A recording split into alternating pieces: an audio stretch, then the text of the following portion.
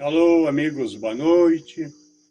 Estou aqui no fresquinho, porque está muito quente aqui no Rio Grande do Sul. Terça-feira de carnaval, a coisa está pegando fogo por aqui. Temperaturas bem elevadas. O Brasil também está com muito calor, né? Aliás, o calor está em toda parte. A chapa está esquentando em tudo que é lugar, não é verdade? Estados Unidos, Europa. Tem muita batata assando. Aumentou o calor. Tem gente falando em apocalipse, erupções vulcânicas. Sol vai descer à Terra, mas a única coisa que desceu à Terra mesmo foi Trump, e foi dia 5 de novembro, e produziu uma capotagem. O mundo capotou, ele não acabou, ele capotou. Está com as perninhas para cima. Eu estou dando risada. Eu quero falar para vocês 3 assuntos. Estão acumulados, vem desde novembro, mas agora as coisas estão bem mais claras, a gente pode falar com bastante desenvoltura. Para mim, felizmente, comprovando o que eu já vinha falando há algum tempo, esses 3 assuntos o que eu vou dividir assim: Oriente Médio, Europa e Estados Unidos.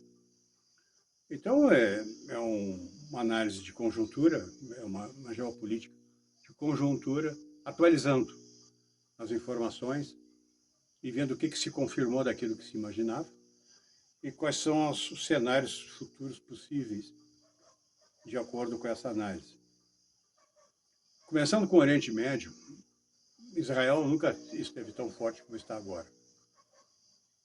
Depois de ser massacrado pelo jihad dos cortadores de garganta, que mataram 1.400 cidadãos israelenses, em 7 de outubro de 23, Israel deu a volta por cima, destruiu aquele ninho fedorento lá de Gaza, acabou com o Hezbollah e o Hamas, apesar da choradeira dos traíras de sempre, apesar da choradeira dos Obama e dos Biden de sempre, dos babacas que ficam defendendo o povo palestino, cuja culpa é do mesmo tamanho do Hamas, ou do Hezbollah, ou do Jihad, ou do ISIS, ou Daesh, ou Boko Haram. Não interessa a guerrilha islâmica, ela é uma só, é um jihad sangrento. Então, um povo que se deixa usar como escudo para que mais tarde suas crianças se tornem soldados ou cortadores de gargantas profissionais, não merece minha compaixão. Eu não vou me enganar com isso aí. Aliás, Israel escolheu esse caminho ao longo de sua história, e os árabes também. Portanto, eles vão decidir tudo na porrada, na guerra. Não tem outro jeito. E Israel está em condições de vencer essa guerra. O jornalista Glenn Beck, americano, autor, parceiro do Trump, conservador, escreveu agora recentemente, lembrando que no dia do ataque, 7 de outubro de 23, a Hamas lançou uma nota.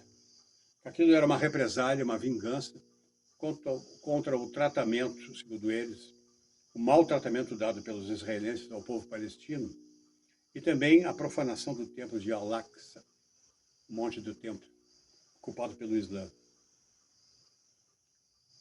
Era fundamental para eles as duas coisas, o Hamas, o povo palestino e o templo. Israel entendeu o recado. E a partir daquele instante, então vamos lutar pelo templo. E como é que Israel luta pelo templo? Quem é que ele vai consultar? Ele vai para a Bíblia, ele vai buscar lá em Números 19:2, a história das novilhas vermelhas, que, segundo o mito Moisés, Deus ordena a Moisés que ordene o sacerdote Eleazar para escolher novilhas vermelhas puras, que não tenha nenhum fio branco nem preto, que seja um animal que nunca tenha prestado nenhum tipo de serviço, que tenha saúde perfeita. Esse animal deverá ser queimado até as cinzas, no holocausto. As suas cinzas deverão ser misturadas com água, e essa água será aspergida sobre os judeus. Segundo essa tradição, o templo deveria ser assim purificado. Mas não existe o templo. O terceiro templo está para ser construído. E o lugar é lá, o monte do templo, Temple Mount, onde está a mesquita de Al-Aqsa. Israel vai ter que destruir a mesquita de Al-Aqsa para construir o terceiro templo. Mas enquanto ainda não constrói, os judeus estão convidados até a Páscoa, tem data marcada já, no Monte das Oliveiras, depois do sacrifício feito na cidade sagrada de Shiló, as cinzas misturadas com água serão aspergidas sobre os judeus lá no Monte das Oliveiras. Simbolicamente, teria o mesmo efeito da purificação do templo. E a partir dali eles podem começar a construir o templo. Porque somente com o terceiro templo reconstruído, o Messias pode chegar. Essa é a tradição ortodoxa mais antiga de Israel. Isso significa o fim do Islã. Porque a coisa mais preciosa que eles têm começou no ano 700 e pouco, quando aquela mesquita começaram a construir, exatamente no lugar do lado do Muro das Lamentações, o que sobrou do segundo templo, destruído por Tito no ano 70. A cerimônia do Holocausto das Novilhas só aconteceu 9 vezes, desde os tempos de Moisés. Isto é, desde o mito de Moisés. Moisés não tem tempo. Portanto, uma coisa muito rara acontecer. É uma espécie de apocalipse árabe, islâmico. Será o fim deles. Israel não tem mais inimigos, não tem mais a Síria, anulou o Irã, agora é protegido pelo Trump e não pelo traidor Obama ou Biden. As fronteiras, Gaza vai ser desmanchada, é arrasada, já que eles não sabem aproveitar aquilo. Eles não têm inteligência para fazer aquilo. Não aceitaram a proposta do Trump. São orgulhosos demais e vão ficar assim. Vão ficar assim. É verdade que aquela terra era dos filisteus. Aquela terra é até mais antiga do que Israel. Mas isso é história, isso não interessa ao mito. Eles vão seguir o mito e não a história. Israel não segue a história. Israel segue o seu mito bíblico. Essa situação no Oriente. Tem uma coisa paralela aqui.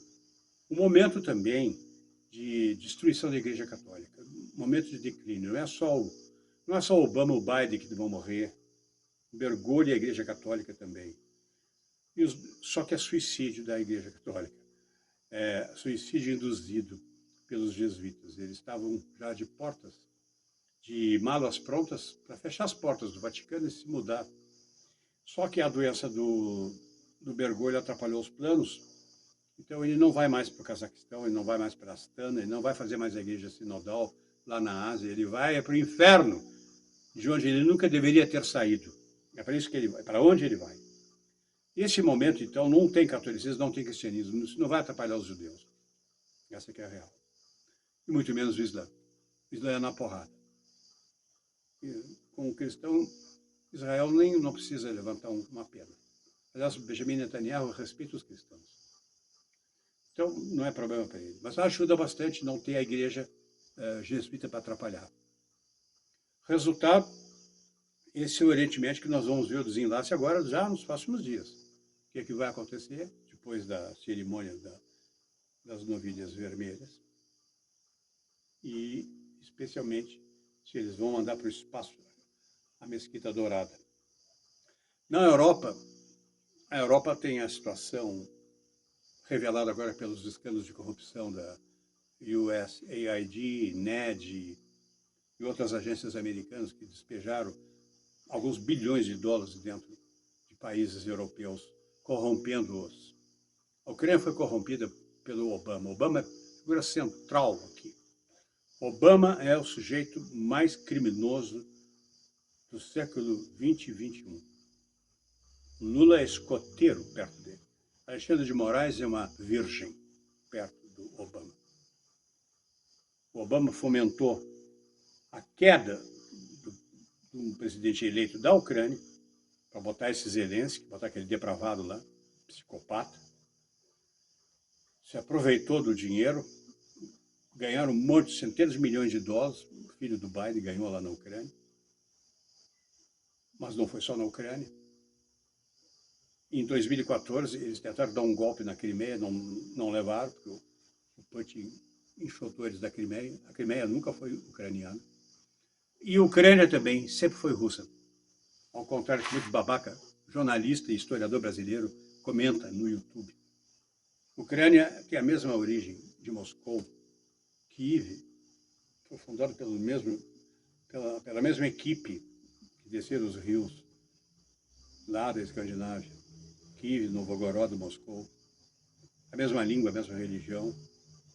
Só ao fim da União Soviética que a Ucrânia se transformou numa república autônoma e logo se corrompeu. E o Obama não perdeu a chance. O que Obama fez de 2009 até 2017 foi envenenar a Europa. Ele envenenou todas as relações da Inglaterra, da Alemanha, da França, da Áustria, toda a parte.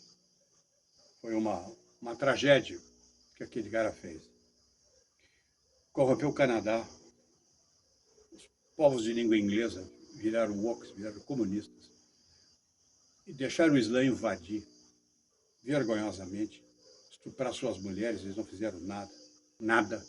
Racismo, violência, pior tipo, sujeira, imundície. A Europa virou um lixão. Londres, Paris, são exemplos disso. Mas as coisas mudaram com o Laranjão. Os alemães já perderam, os comunistas alemães do SPD, o tucano deles, perdeu a eleição. A Áustria, eles tiveram que trapacear de novo, porque o povo já tinha conseguido, um partido lá conseguiu 29% dos votos e não pôde compor o governo, porque o Obama se meteu, isto é, Biden se meteu. O povo na rua reclamando, por exemplo, na Romênia, o Ceausescu teve a eleição, ganha, foi anulada a eleição pela União Europeia. A União Europeia comia na mão do Biden, do Obama. Hoje não tem mais mão para comer. Áustria, Sérvia, Tchecoslováquia, Grécia, Alemanha, Inglaterra estão com o povo na rua. O inglês tem um tarado lá, um Stormer, é um tipo Big Brother, sujeito boçal, comunista, do pior tipo. Protege 40 mil paquistaneses tarados que fazem violações de mulheres, faz coisas incríveis, né? São ringues de pedófilos também, tem uma pedofilia impressionante. Não é só a família real, também dentro do parlamento. Polícia envolvida, não investiga nada, fecha os olhos. Parece um certo país que a gente conhece, né? Mas o povo está na rua, está resistindo à cidade de 15 minutos. Agora, a notícia de ontem, 50 mil londrinos se recusam a pagar as multas das emissões extra de carbono dos seus automóveis. Aquilo é uma prisão, aquilo é um gueto, na verdade, um gueto socialista. A ideia dos psicopatas do Fórum Econômico Mundial, diga-se de passagem. Mas essas instituições estão morrendo. Da mesma maneira que o Bergoglio está indo para o Beleléu, o seu Klaus Schwab, o cara da União Europeia, a Úrsula, Banco Mundial, OTAN, aquele nazistão lá da Dinamarca, Inglaterra, Bélgica, Holanda, estão perdidos. Macron não vai resistir no governo. Trudeau no Canadá, idem. A França vai ter a Le Pen. E a própria Alemanha vai ficar mais à direita daqui a 4 anos. A reviravolta foi geral lá, o povo está na rua. Esse é o cenário. O Trump está saindo da OTAN, vai deixar a Inglaterra ajudar a Ucrânia contra a Rússia. A Rússia vai comer os dois ao mesmo tempo. Eu nunca me imaginei torcendo para a Rússia, mas a situação é essa exatamente. A Rússia e o Trump estão juntos. Putin é aliado. E aí não tem para ninguém. Vão fazer o quê? Hoje já vi notícia, a Rússia já bombardeou 2 navios ingleses, um no Báltico, o outro no Mar Negro, perto do porto de Odessa, na Ucrânia. Ninguém morreu, mas já foi um aviso. E o tarado inglês promete mandar 5.000 mísseis de defesa para o Zelensky. O Zelensky é um fiasco. Não vai se aguentar esse ano. Chegamos aos Estados Unidos. Lá então as coisas, lá a caça aberta a Barack Obama, Hillary Clinton, os pedófilos Clinton vão responder, a Biden, o filho dele, com indulto ou sem indulto, vai para a cadeia, o ex-procurador-geral, Jorge Soros e o filho também, isto é, desmanche completo da estrutura corrupta que falsificou eleições do mundo inteiro, inclusive no Brasil, que pagou jornalistas, pagou juízes, pagou promotores, artistas, cinema, os tarados, pedófilos, degenerados artistas de cinema de Hollywood. Em outras palavras, os Estados Unidos está pegando fogo do lado certo. O fogo está batendo do lado certo. E para nós, no Brasil, vamos ter que esperar. O povo está perdidão aqui. O dia de carnaval mostra bem o estado alienado do povo brasileiro. Nesse exato instante que eu estou falando. Terça-feira gorda. Nós estamos pensando no ano que vem em impeachment, em eleições e tudo. Eu quero tirar o cavalinho da chuva de vocês. Não pense mais em termos de democracia e eleições. Democracia e eleição, qualquer ditador comunista faz. O que nós precisamos é liberdade e justiça. A liberdade, a primeira emenda americana, né? Liberdade e justiça, essa sim, eu posso ter democracia. Porque a democracia não garante liberdade e justiça. Nunca garantiu e não vai ser agora. As democracias são totalitárias. Há uma mudança no mundo já de muitos anos, 70 anos pelo menos, nos anos 50, em que as democracias ficaram totalitárias. O comunismo se disfarçou de democracia, assim, fazendo eleiçõezinhas bonitinhas. E as pessoas se atiraram nisso. Democracia não é objetivo de uma sociedade. Ela pode ser um presente, um brinde final, mas não deve ser aquilo que vai se buscar. A gente tem que buscar a liberdade e justiça. Se nós tivermos as duas coisas, automaticamente nós teremos a democracia. Agora, se nós só lutarmos pela democracia, nós não teremos nem a liberdade nem a justiça, porque qualquer um se intitula democrata. Aí, tira a democracia da boca do Alexandre de Moraes que eu quero ver. Ele enche a boca. E quem é ele? Então, a nossa luta é essa. No ano que vem, se houver eleições, vamos disputá-las. Se houver eleições. Se houver impeachment, que já estou pensando em mexer na lei do impeachment também. A democracia, o Estado democrático de direito, é esse Estado instável, que muda-se as coisas a qualquer momento, segundo o bel prazer do ditador. Então, não vamos fazer aquilo que eles querem que a gente faça. Que a gente fique dentro das 4 linhas. Não existe mais 4 linhas. Tá certo? Então, liberdade e justiça, nós temos que procurar. Justiça é uma coisa que está dentro da gente. Não existe justiça fora de nós. Não existe justiça social. A justiça está dentro de nós. Está no reino da ética e da moral, a justiça. A justiça dá a medida da nossa liberdade. Quando nós temos as duas coisas, as coisas melhoram. Eu sou o meu juiz, segundo o meu conceito, segundo a minha moral. Aquilo que sai de mim chama-se ética. Se eu contaminar alguém com isso, todos sairão vencedores. Não haverá perdedores. Nós teremos uma sociedade melhor, não mais justa, uma sociedade melhor, com liberdade e justiça. Essa é a meta. Esse é o discurso que tem que estar na rua agora, no dia 16 de março. Espalhe essa notícia, por favor. Foi para isso que eu fiz esse vídeo. Obrigado.